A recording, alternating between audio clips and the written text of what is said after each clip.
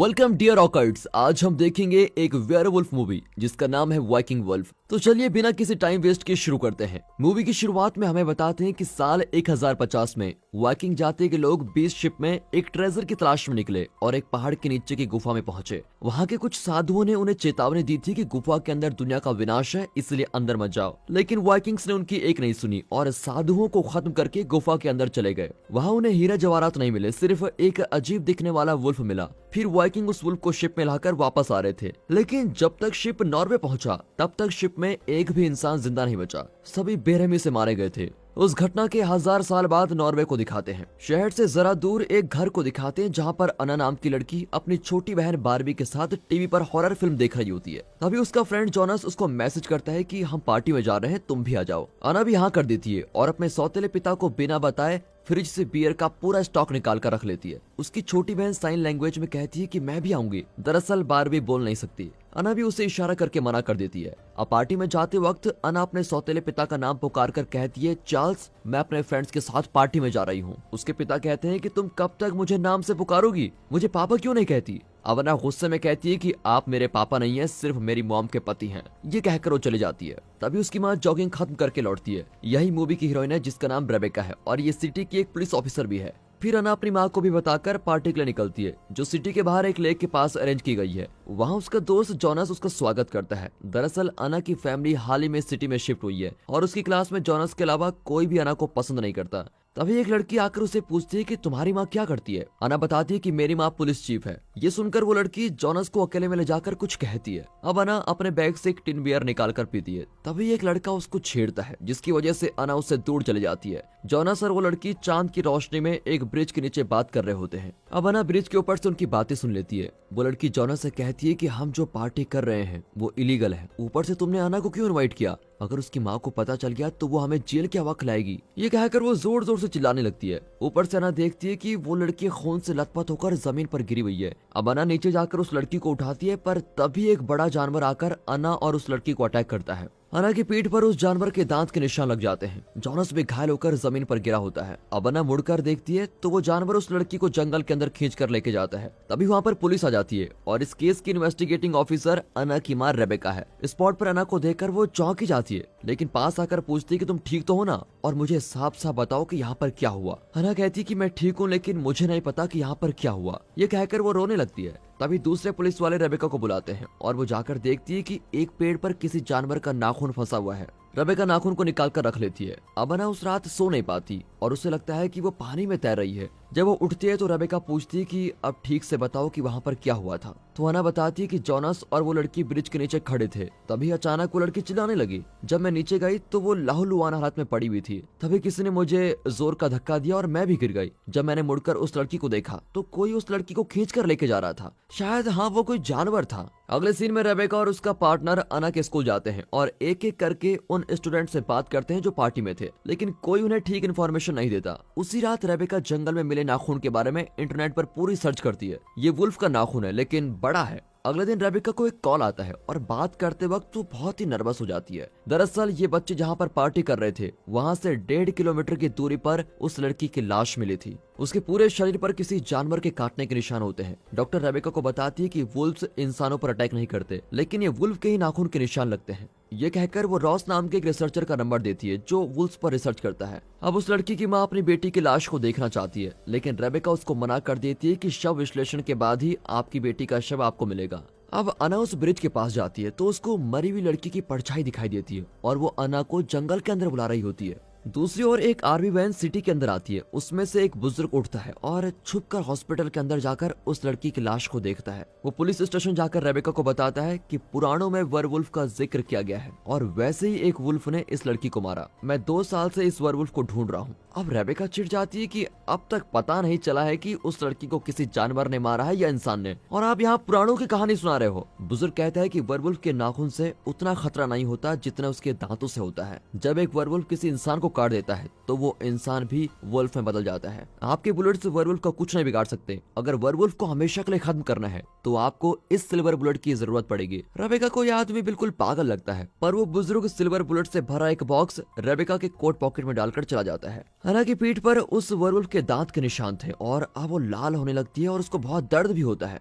पर अना अपनी माँ को नहीं बताती और खुद ही कोई इलाज कर लेती है। अब रिसर्चर रॉस सिटी हॉस्पिटल में आकर उस लड़की की लाश को देखता है। वो कंफर्म करता है कि इसे वुल्फ ने ही अटैक किया है। रेबिका कुछ हंटर्स लेकर जंगल में जाती है और उस वेयरवुल्फ का शिकार करना चाहती है। फिर 10 लोगों की एक टीम जंगल के अंदर जाती है।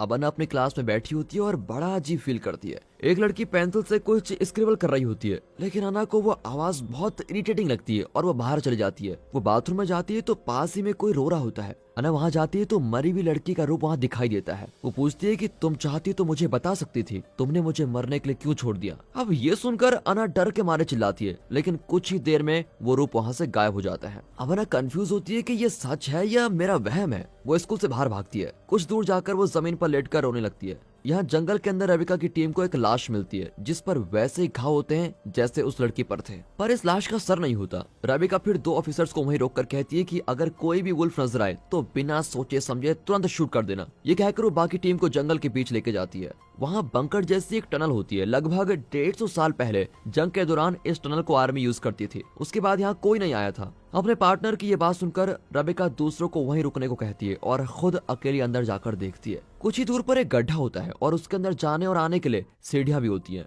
रेबिका गन और टॉर्च अपने कोट में रखकर अंदर जाती है और 5वें स्टेप पर सीढ़ी टूट जाती है और रेबिका अंदर गिरती है। जंगल में बिना सर की जो लाश मिली थी उसका सर यहीं पर पड़ा होता है और ये देखकर रेबिका एकदम शॉक हो जाती है। वहाँ लाश को गार्ड करते हुए 2 लोग कुछ आवाजें सुनते हैं। एक आदमी देखता है कि जिस वुल्फ को वो ढूंढ रहे हैं वो इनके सामने वाले चट्टान पर खड़ा है। देखते ही वो शूट करता है, पर इतने में वुल्फ इन पर झपट पड़ता है और दोनों को खत्म कर देता है। यहाँ बंकर के बाहर खड़े आदमी अपने साथी का गन शॉट सुनकर अपनी गन्स तैयार करते हैं, पर इतने में वुल्फ वहाँ भी पहुंच जाता है और सभी को मार डालता है। फिर आवाज को सुनकर रेबिका भी गड्ढे से बाहर आ रही होती है। तभी एक आदमी अंदर आकर गिर जाता है। उसको देखकर रेबिका बाहर आती है तो वहाँ वुल्फ खड़ा होता है। देखने में वो बहुत ही डरावना और खतरनाक लगता है, लेकिन तभी रेबिका डिसाइड करती है कि फिलहाल तो वापस अंदर कूद जाना ही सेफ होगा। वो बिना सोचे समझे अंदर कूद जाती है और उसके पैर में चोट भी आती है। इतने में वो वुल्फ भी रेबिका को खत्म करने के लिए अंदर पहुंच जाता है। रेबिका फिर अपनी गन से लगातार 8 बुलेट्स वुल्फ पर शूट करती है, पर वुल्फ पर इसका कोई असर नहीं होता और वो सर हिलाकर रेबिका की ओर बढ़ता है। अब वो अपने पॉकेट से सिल्वर बुलेट निकालती है जो उस बुजुर्ग ने दी थी, और जैसे ही वुल्फ उस पर झपटने वाला होता है तो रेबिका उस पर उस सिल्वर बुलेट को शूट करती है।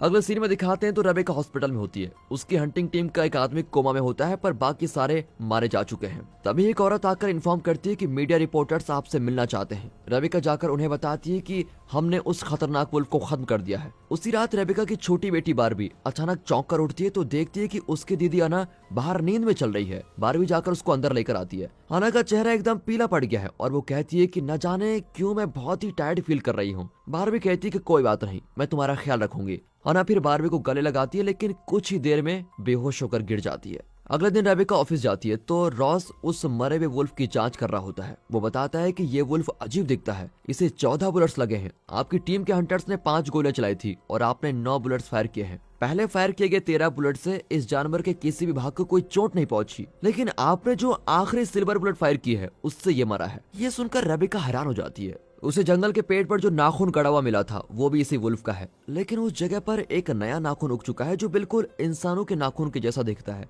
पर ये कैसे हो सकता है? अब रॉस बताता है कि रिसर्च के बाद मुझे पता चला है कि ये वुल्फ म्यूटेट कर रहा है और ये शायद एक वेयरवुल्फ है जो इंसान था लेकिन बाद में वुल्फ बन गया। हालांकि सिर्फ लोक साहित्य की कहानियों में वेयरवुल्फ का जिक्र किया जाता है, लेकिन इसको देखकर लगता है कि असल में भी वेयरवुल्फ होते हैं। अब रेबिका को उस बुजुर्ग की बात पर यकीन होने लगता है और वो रॉस को लेकर उससे मिलने जाती है। बुजुर्ग बताते हैं कि 2 साल पहले हमारे गाँव के एक लड़की को वेयरवुल्फ ने मार डाला था। तब से आज तक मैं इस वेयरवुल्फ का पीछा कर रहा हूँ। ये वेयरवुल्फ जिसे भी खाता है वो भी पूर्णमासी की रात को वेयरवुल्फ बन जाता है। पर रॉस उसकी बातों पर विश्वास नहीं करता। बुजुर्ग उसको वही कहानी सुनाता है जो मूवी की शुरुआत में बताई गई थी और इस तरह यहाँ वेयरवुल्फ की एंट्री हुई थी। अब रेबिका पूछती है कि अगर आपकी कहानी सच्ची भी है तो क्या कोई ऐसी दवा है जिससे कि इंसान वेयरवुल्फ के काटने से खुद वेयरवुल्फ न बने? बुजुर्ग कहता है कि सिल्वर बुलेट से उसे खत्म करने के अलावा और कोई रास्ता नहीं है। वहाँ अना को जोनस का एसएमएस आता है कि चलो कहीं मिलते हैं। अना हाँ कहकर धीरे से नीचे आती है। फिर अना अपने पापा और बारबी से छुपकर बाहर चली जाती है। अब जोनस अना को एक व्यू पॉइंट पर लेकर जाता है और कहता है कि जब मैं दुखी होता हूँ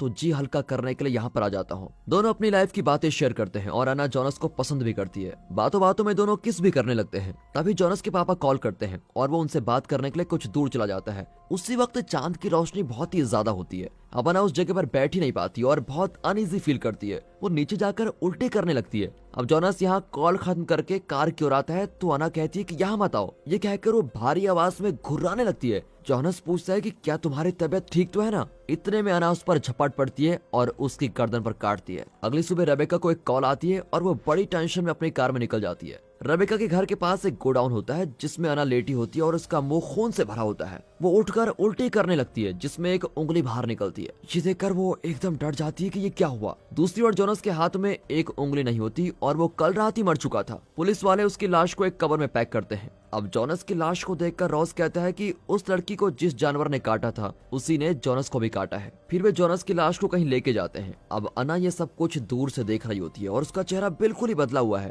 जैसा बुजुर्ग ने कहा था, अना भी werewolf में बदल रही है। दूसरी ओर बुजुर्ग रेबेका की टीम के एक आदमी से मिलने जाता है जो कोमा में है। बुजुर्ग देखता है कि उस आदमी की गर्दन पर werewolf के काटने का निशान है। अब बुजुर्ग उस आदमी को वहीं पर खत्म कर देता है ताकि ये werewolf बनकर किसी और को काट न दे। उसी रात अना बस में शहर से कहीं दूर चले जाती है क्योंकि उसको डर होता है कि वो अपनी फैमिली के लिए खतरा ना बन जाए। दूसरी ओर जोनास की लाश के शव विश्लेषण में पता चलता है कि जोनास को जिस जानवर ने अटैक किया था उसमें इंसान का डीएनए भी है। ये देखकर रॉस एकदम चौंक जाता है। वहाँ पूर्णमासी की चांदनी से अना के शरीर में अजीब बदलाव होने लगते हैं। उसकी आंखें लाल हो जाती हैं, उसके नाखून वुल्फ के नाखून जैसे हो जाते हैं और उसके दांत बहुत बड़े और नुकीले हो जाते हैं। कान भी बड़े और नुकीले हो जाते हैं और वो पूरी तरह से werewolf में बदल रही होती है। तभी बस एक टनल के अंदर जाती है। अना अपनी स्किन को चीरकर चीखने लगती है और जब बाकी पैसेंजर्स जाकर देखते हैं तो वो एक एक करके सबको मार डालती है। दूसरी ओर रेबेका को एक मैसेज आता है कि बस में एनिमल अटैक हुआ है। वो सीधे स्पॉट पर जाकर देखती है कि बस का एक्सीडेंट हो चुका है। बस के अंदर कई लोग मरे पड़े होते हैं लेकिन werewolf वहाँ पर नहीं होता। तभी रेबेका को अना का $1 मिलता है। रॉस अब यकीन के साथ कह देता है कि ये werewolf का ही अटैक है। इस पर रेबेका कहती है कि मुझे भी यही लगता है। इतना ही नहीं, इन पर अटैक करने वाली werewolf और कोई नहीं, मेरी बेटी ही है। घर पर चार्ल्स कोई आवाज सुनकर बाहर आता है। कार के पास किसी चीज को देखकर उनका कुत्ता डर जाता है। वो अपने कुत्ते को देखने जाता है तो घर पर बारबी कुछ ड्राइंग्स कर रही होती है। जब वो ऊपर देखती है तो आईने में werewolf को देखकर बहुत डर जाती है और टेबल के दूसरी तरफ चली जाती है।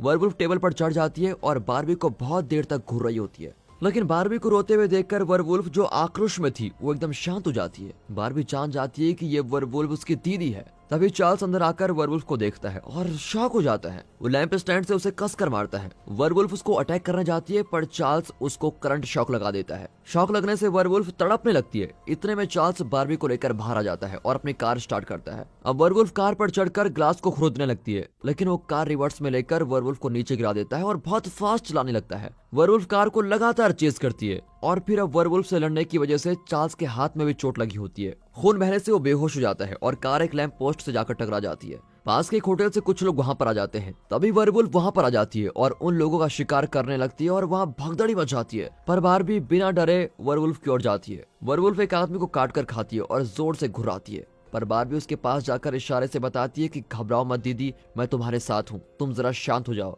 अब बारबी को देखकर werewolf का आक्रोश धीरे धीरे कम होता जाता है। तभी रेबेका और रॉस वहां जाते हैं। रॉस werewolf पर बेहोशी का इंजेक्शन शूट कर देता है और werewolf और भी चिल्लाने लगती है। इसी बीच रेबेका बारबी को लेकर वहां से भागने लगती है। तीनों एक स्टोर में जाकर लॉक कर देते हैं। werewolf स्टोर के दरवाजे पर पीटती है पर रॉस बताता है कि शायद इसे बेहोशी का दूसरा डोज देना पड़ेगा तभी ये बेहोश होगी। तभी बुजुर्ग अपनी वैन में तेजी से आता है और जैसे ही वैन दरवाजे के पास आती है तो रेबेका और रॉस दरवाजे से दूर हो जाते हैं। werewolf भी रास्ते से हट जाती है। बुजुर्ग वैन को सीधे स्टोर के अंदर घुसा देता है और उसको बहुत चोट आती है। werewolf भी वैन में चढ़कर अंदर चले जाती है। werewolf को क्लोजअप में देखकर बुजुर्ग हंसने लगता है और तभी werewolf उसके सर को काटकर चबाने लगती है। अंदर जाकर वो रेबेका को अटैक करती है लेकिन रेबेका उससे लड़ती हुई अपना हाथ उसके मुंह में दे देती है। रॉस को भी बहुत चोट आती है और वो बेहोशी का इंजेक्शन निकाल नहीं पाता। अब बारबी नीचे पड़ा हुआ इंजेक्शन उठाकर werewolf की गर्दन में घुसा देती है। werewolf तुरंत ही बेहोश हो जाती है। अगले सीन में दिखाते हैं कि werewolf को एक जगह बांध कर रखा गया है। रेबेका गन में सिल्वर बुलेट लोड करती है और उससे werewolf को शूट करने वाली होती है। वो अपनी बेटी को मारना नहीं चाहती लेकिन अब और कोई रास्ता नहीं बचा है, इसलिए उसे दिल पर पत्थर रखकर werewolf को शूट करना ही पड़ता है। पर werewolf ने रेबेका को काट दिया था, इसलिए रेबेका भी धीरे धीरे werewolf बन जाएगी। इस बात को रियलाइज करने के बाद रेबेका हमेशा अपने पास एक सिल्वर बुलेट रखती है और अपनी ड्यूटी जारी रखती है। और दोस्तों इसी के साथ ये मूवी यहाँ पर खत्म होती है। दोस्तों अगर आपको जैसी मूवीज विटनेस करना चाहते हैं तो मैं आपको सजेस्ट करूंगा कि आप देखो ये मूवी जिसका नाम है ग्रैबर्स। दोस्तों अगर ये मूवी आपको पसंद आई हो तो वीडियो को लाइक और चैनल को सब्सक्राइब जरूर कर दे। बाकी मिलते हैं अगली वीडियो में, तब तक के लिए गुड बाय, अपना ख्याल रखेगा and finally thanks for watching.